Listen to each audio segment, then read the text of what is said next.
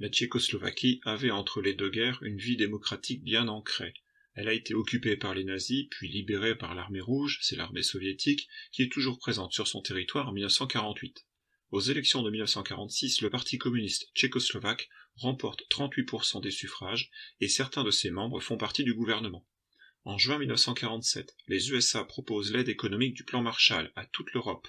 Le gouvernement tchécoslovaque est sur le point d'accepter cette aide, mais Staline s'y oppose. Il faut rappeler que 1947, c'est l'année au cours de laquelle le monde se coupe en deux camps, et on est à l'époque de la doctrine Jdanov du côté communiste qui accuse les USA d'impérialisme. Il serait donc de très mauvais ton qu'un pays satellite de l'URSS accepte l'aide du plan Marshall. Dès lors, sous l'action des communistes tchécoslovaques, le pays se coupe peu à peu de ses relations avec les pays de l'Ouest. Une enquête policière montre que des tentatives d'assassinat ont été préparées contre des dirigeants non communistes du pays, ce à quoi les communistes répondent en dénonçant un coup monté de la part des fascistes slovaques et dénoncent une tentative d'assassinat contre le président Beneš.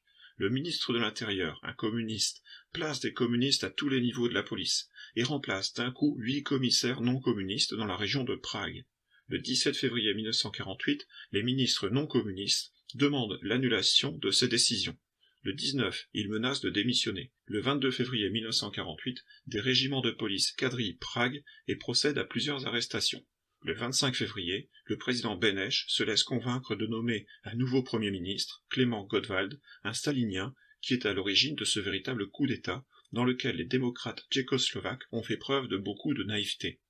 Le 10 mars 1948, on retrouve le corps de Jan Masaryk, le ministre des Affaires étrangères qui s'était opposé au coup d'État de février, sous les fenêtres de son appartement.